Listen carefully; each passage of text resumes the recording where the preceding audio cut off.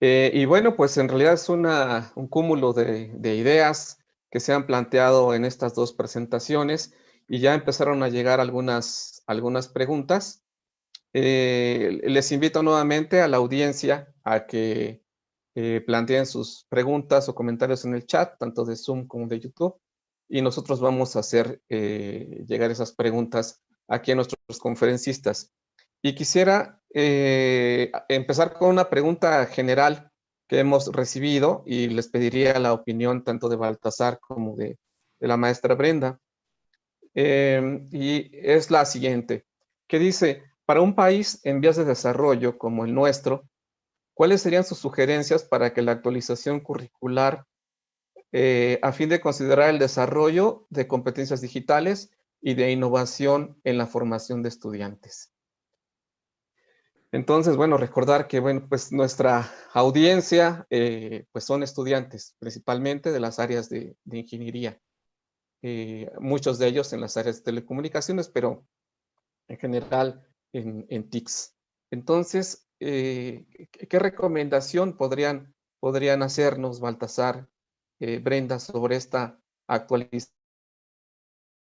de la currícula para considerar el desarrollo de competencias digitales y de... Brenda, ¿quieres iniciar?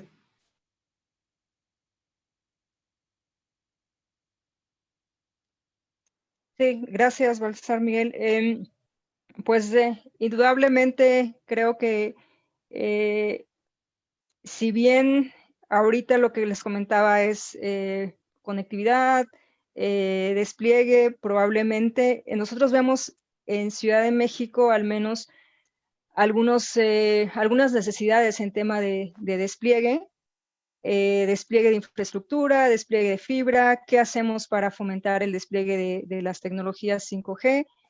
Seguramente hay oportunidades en temas regulatorios, pero más allá de eso también mirar hacia el futuro, ¿no? Más allá de las tecnologías tradicionales, más allá de los fierros, como nos dicen a los ingenieros, pues también ver algunos esquemas que nos permitan ya ir pensando en cuestiones más de software, desarrollo, herramientas para la toma de decisiones a partir de información, análisis de datos.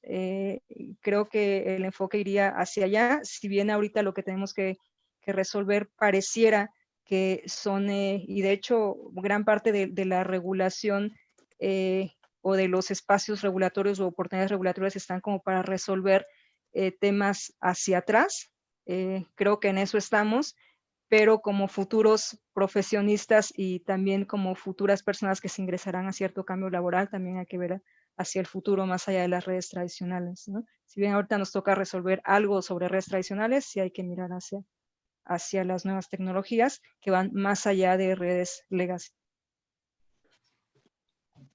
De mi parte, yo comentaría, mira, es un hecho, efectivamente, que México como país tiene cierta cantidad de rezagos, es indudable y sería particularmente idiota el hecho de pensar de que no hay diferencias respecto a la penetración tecnológica que tenemos en México versus a la que tenemos en otros países. Y sin embargo, al mismo tiempo considero que esto no se trata de un mecanismo de excusa. Es más, se convierte en algo más que debería de apoyar la idea de generación de mayor currícula alrededor del tema del desarrollo de capacidades STEM. Creo que uno de los problemas que tenemos es que como nación hemos tendido a escudarnos alrededor del tema del retraso tecnológico o la diferencia que hay. Sin embargo, yo creo que aquí un elemento clave que tenemos que considerar es que poco a poco la tecnología ha venido evolucionando de tal manera en donde hace que el acceso se convierta en algo muchísimo más sencillo y que requiera menor cantidad de inversión de capital para efectos de poder hacerla. Tan relevante es esto que a pesar de que efectivamente hay una brecha digital en México, México es, por ejemplo, si lo analizas desde el punto de vista de Facebook, es uno de los países más importantes como mercado. De hecho, es el quinto país a nivel mundial de utilización de Facebook. Entonces, si esto es cierto, quiere decir que de una manera o de otra, los mexicanos usuarios de Facebook han encontrado una manera de darle la vuelta a esa brecha digital para ser usuarios de estas nuevas tecnologías. Entonces, esto mismo llevado hacia el terreno de la currícula, lo que nos dice es que tenemos que salir a desarrollar esas capacidades en todos ustedes. Y no es nada más salir a desarrollar estas capacidades el día de hoy a nivel de educación universitaria o educación tecnológica. Tenemos que ir muchísimo más atrás. ¿A qué voy con esto? Miren, curiosamente traía puesto aquí atrás, no sé si a alguno de ustedes le haya tocado alguna vez ver a este juguetito. Este juguetito es un TJ-Bot. Este es un proyecto que lanzamos hace algún tiempo en IBM y que tuve el placer de liderar cuando lo trajimos aquí en México. Este juguete es un juguete que llevamos nosotros a escuelas. Primero lo empecé llevando a universidades, pero el día de hoy esto es algo que hemos llevado a preparatorias, a secundarias, incluso a primarias, en distintas versiones del taller, en donde vamos con grupos de niños de escuelas públicas y les enseñamos a estos niños cómo pueden ellos el día de hoy utilizar tecnología para construir algo como esto. ¿Y qué es esto? Es un robot. Y es un robot que está conectado a través de la nube a inteligencia artificial. Y de repente, si yo puedo llegar con niños de escasos recursos el día de hoy y sentarme un par de horas con ellos y lograr que estos niños aprendan a hacer tecnología y aprendan a explotar inteligencia artificial y lo puedan hacer muy bien, bueno, esto habla acerca de que no tenemos una excusa para no llevar estos programas educativos con los niños para desarrollar estas capacidades tecnológicas. Tenemos que iniciar cada vez más atrás. México es un país que si tenemos retrasos y tenemos brechas, sí, pero la brecha más grande que tenemos es en las habilidades STEM, es en la capacidad de tener pensamiento crítico, en la capacidad de poder pensar en ciencia y tecnología y matemáticas. Es exactamente ahí en donde está nuestra brecha. La brecha de infraestructura la podemos resolver muchísimo más sencillo que resolver una brecha mental alrededor de conocimientos. Y ya que estamos hablando de este tema de brechas, creo que uno de los lugares en donde tenemos que hacer todavía muchísimo más esfuerzo como país es en el hecho de que podamos tener, por ejemplo, más personas como Brenda. Una cosa que a mí sinceramente me desquicia es que dentro de este sector que parece Club de Toby, la penetración de mujeres adentro de tecnología es todavía tristemente muy baja. México está perdiendo una gran cantidad de capital humano en mujeres que de repente llega a un punto, sobre todo alrededor de la secundaria, en donde sus profesores o sus familias o la sociedad les convence que las matemáticas, la ciencia y la tecnología no son terrenos femeninos. Eso me parece un crimen. Entonces, lo que tenemos que hacer es hacer un cambio filosófico, darnos cuenta de que la ciencia, la tecnología, las matemáticas, la investigación, el pensamiento crítico, esas son las habilidades que tenemos que desarrollar, que tenemos la misma capacidad las mujeres como los hombres, que tenemos las mismas capacidades indistintamente del estrato social desde donde estemos saliendo nosotros.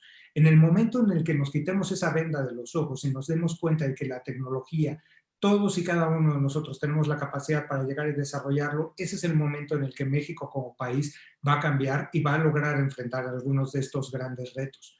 Ahora, yo he tenido la fortuna de realmente haber visto con mis propios ojos y haber experimentado las capacidades de los mexicanos. Por ejemplo, hace un par de años, dentro de un evento dentro del Talentland en Guadalajara, tuve el placer de liderar un esfuerzo en donde rompimos un récord Guinness de la clase de inteligencia artificial más grande del mundo. 775 alumnos que nunca habían hecho nada de inteligencia artificial pudieron durante 40 minutos dejar sus teléfonos móviles de lado, tomar atención en una clase y desarrollar un agente de inteligencia artificial.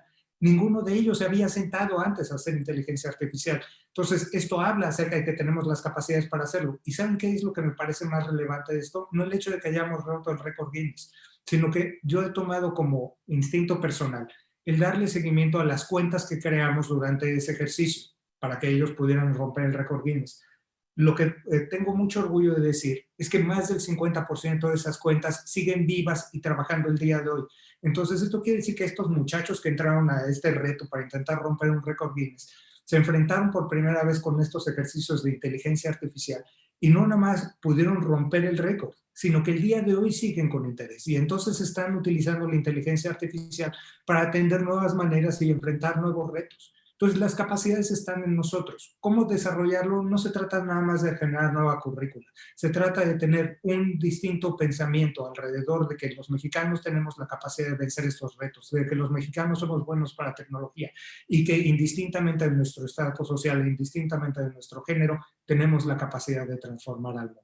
Si tenemos esa visión acerca de nosotros mismos, podemos hacer cualquier cosa. Muchas gracias, Baltasar, por tus comentarios. En realidad, pues hay mucho por hacer en la formación de recursos humanos, que particularmente pues, es la tarea fundamental de nuestro instituto.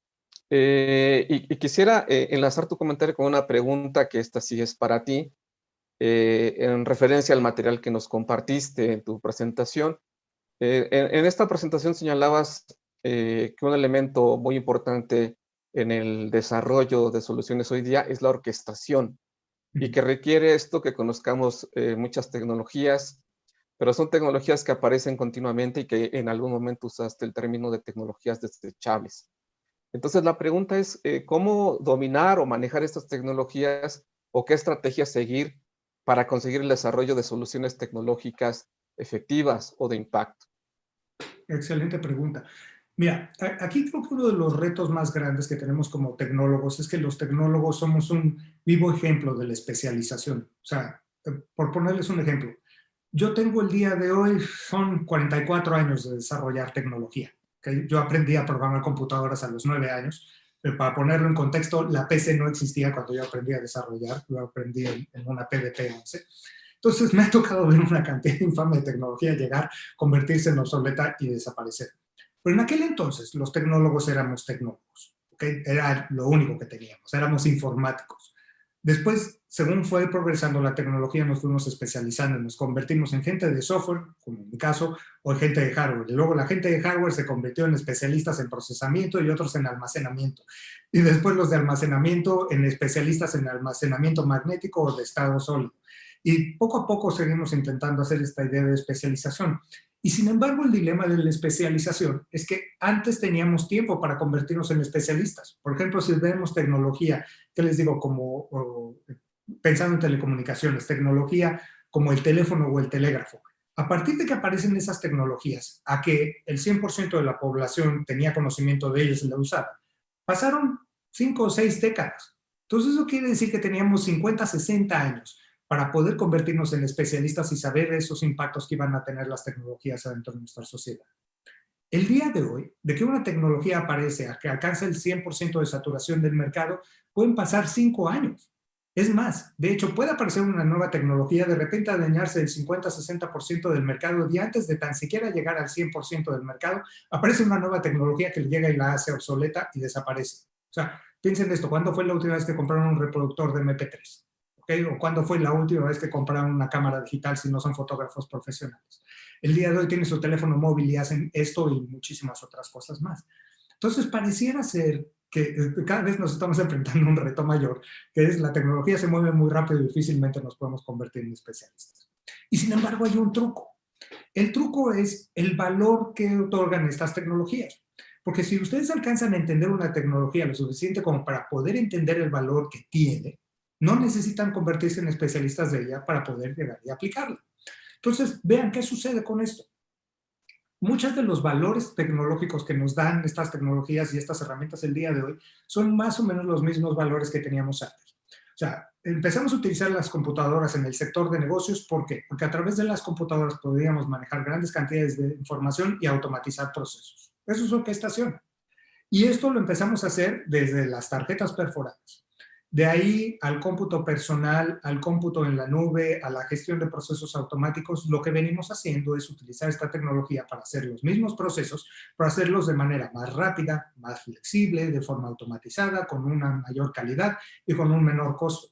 Si ustedes pueden entender eso, entonces pueden entender perfectamente bien por qué la VAX y la mainframe cuando aparecieron tenían ese valor y por qué el día de hoy el cómputo en la nube y la automatización de procesos siguen teniendo valor. Entonces, el punto clave está en darse cuenta de que nosotros no hacemos tecnología por hacer tecnología. Hacemos tecnología para resolver problemas. Y entonces la clave no está en entender la tecnología, sino en entender el problema. Porque si entiendes el problema, entonces sabes qué piezas son las que puedes llegar, tomar y combinar. Nadie inventa las cosas desde cero. Nuestras tecnologías realmente están armadas sobre tecnologías anteriores. Y lo único que estamos haciendo es encontrar nuevas maneras de recombinar esas distintas herramientas para resolver los problemas según estos problemas están evolucionando. Entonces, si hay una recomendación que les puedo hacer a ustedes, de futuros tecnólogos, es que más que dedicarse a entender al 100% esas tecnologías, se dediquen primero a entender los problemas que resolvemos con estas tecnologías. Si entiendes esos problemas, vas a poder entender entonces cuál es el valor que dan, o sea, cuál es la naturaleza del problema. Puedes entender el valor que tiene la tecnología y entonces saber cuál es la mejor tecnología a llegar a aplicar.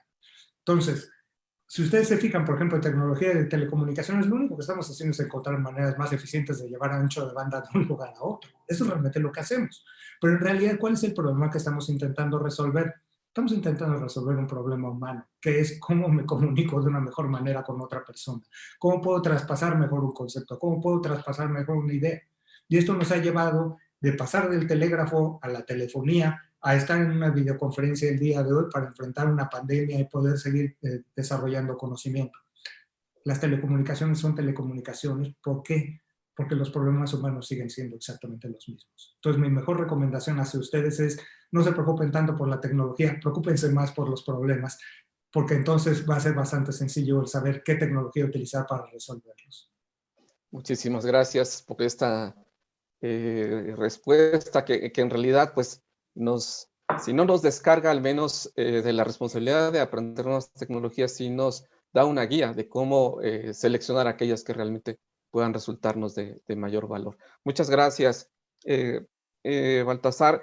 Bueno, hay varias preguntas también para la maestra Brenda. Yo quisiera resumir algunas de ellas en una sola, que están relacionadas, por ejemplo, en cómo convertir la Ciudad de México en una Smart City, cuáles son los retos que se enfrentan para avanzar en la agenda de digitalización de la ciudad.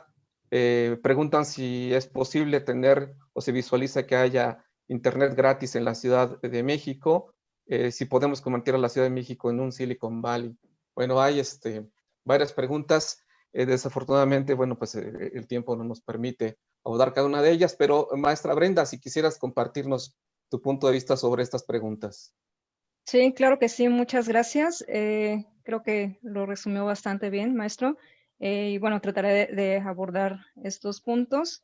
Por el tema del Wi-Fi, creo, gratuito que preguntaban, sí, en efecto hay ahorita alrededor de hecho son 13.900 puntos con conectividad gratuita en toda la ciudad. Puedes, de hecho, la audiencia que nos está escuchando, pueden consultar las ubicaciones en el portal de datos de la ciudad, que es datos.cdmx.gov.mx. Ahí está un mapa de ubicaciones de todos estos puntos gratuitos, descargable con latitud, longitud, si quieren verlo a ese nivel. Entonces sí hay Wi-Fi gratuito en la ciudad. De hecho, con este proyecto nos posicionamos en el segundo lugar a nivel mundial como la ciudad más conectada. Estamos por debajo de Moscú, que tiene 18,000 puntos con conectividad gratuita en esta modalidad. ¿Por qué digo o por qué hago esta acotación de en esta modalidad? Porque tienen como característica que el servicio es provisto por un gobierno o por el gobierno, que no tiene límite en contenido y tampoco tiene límite en tiempo. Probablemente encuentren algunas otras ciudades como las ciudades asiáticas, sobre todo Seúl, por ejemplo, en donde van a haber muchos más puntos de conectividad, pero lo que contabilizan, y de hecho fue lo que notamos cuando hicimos nuestro ranking, contabilizan cafeterías, contabilizan negocios en donde pues el privado está pagando el servicio. En realidad aquí, o este ranking que tenemos como segunda ciudad es con esas características de servicios sin límite de tiempo ni de contenido y que es provisto en su totalidad por un gobierno, ¿no? Y que es totalmente gratuito al ciudadano sin que tenga que hacer un consumo ni de datos, ni tampoco dar datos personales o datos tipo correo electrónico, ni tampoco hacer un consumo en algún establecimiento de un privado. Eso es por el lado del Wi-Fi. Los retos, un poco lo que mencionaba, el contexto que mencionaba en 2018, de pasar de 20 y tantos puntos a 14,000 puntos. Ese fue un reto muy, muy importante. Y bueno, ¿qué es lo que traemos para más adelante? Tenemos, por ejemplo, con estos puntos de conectividad, alrededor de 1,500 colonias de las casi 2,000 de la Ciudad de México cubiertas con Wi-Fi, pero todavía tenemos un faltante ahí. El próximo año lo que vamos a hacer es lanzar algunos programas que nos permitan llegar a esos puntos. Uno de estos es el de mi calle, que mencionaba al final de mi presentación, que probablemente lo llamemos Wi-Fi Mi Barrio. Por ahí van a escuchar seguramente al final del año este proyecto, o ya la inauguración de estos 3,000 puntos más. Y bueno, también es un hecho que nos enfrentamos a temas de recursos públicos también, porque lo que necesitamos es hacer uso eficiente de los recursos. Este proyecto, el Wi-Fi, otra de las características que tiene es que no hubo un costo por el proyecto, es decir, al gobierno tampoco le está costando. ¿Por qué? Porque nosotros cuando llegamos a esta administración, vimos que había un contrato por la producción de servicios de telefonía e internet hacia todas las entidades públicas del gobierno central de la ciudad.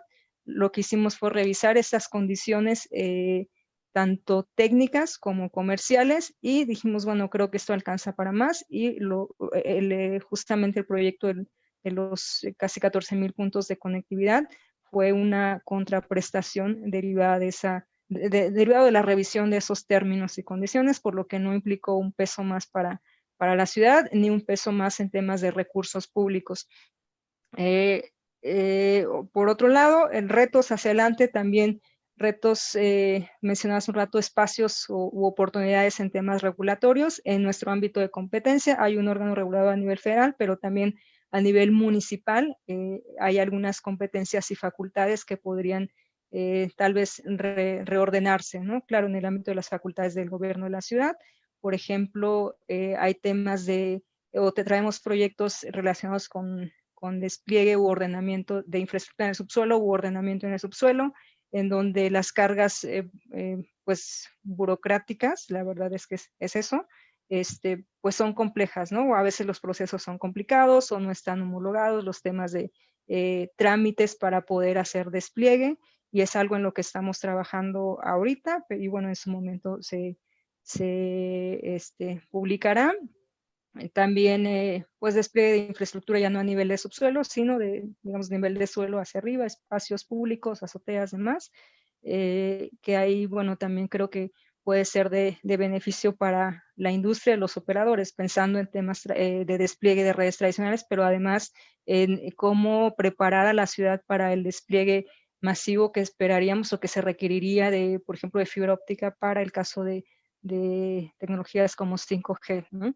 El tema bueno, todo esto, o sea, viendo como tanto la parte de conectividad como algunas regulaciones en materia de infraestructura, creemos que nos puede ayudar a empezar a preparar a la ciudad para ir migrando hacia una ciudad inteligente, que evidentemente pues no sería algo a priori. Lo que requerimos es ir preparando, ¿no? Como sentando las bases para poder ir migrando hacia allá.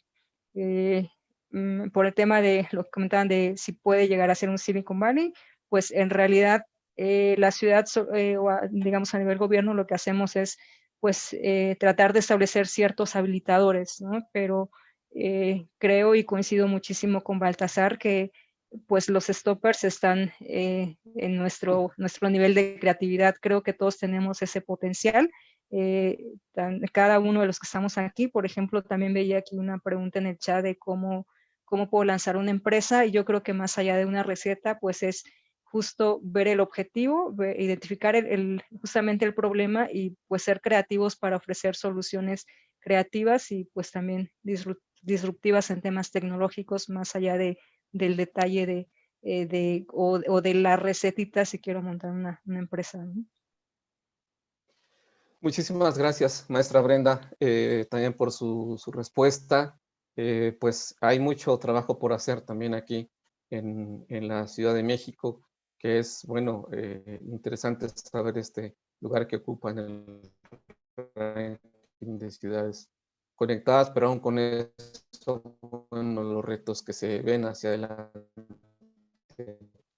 son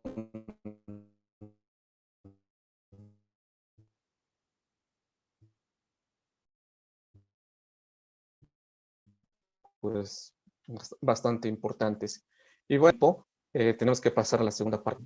Muchísimo por esta participación, Baltasar, muchísimas gracias por tu tiempo, que nos acude en muchos sentidos a la maestra Brenda Escobar, también muchísimas gracias por compartirnos los avances que tenemos en la Ciudad de México en materia de conectividad y los retos que vienen hacia adelante. Y bueno, pues entonces en nombre de este comité organizador de la Cátedra Eugenio Méndez de Ocurro del Instituto Politécnico Nacional,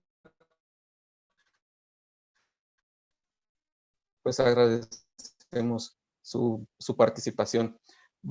Están cordialmente invitados a quedarse con nosotros si es que su agenda se los permite. Muchísimas gracias, Baltasar, Brenda. Gracias a todos.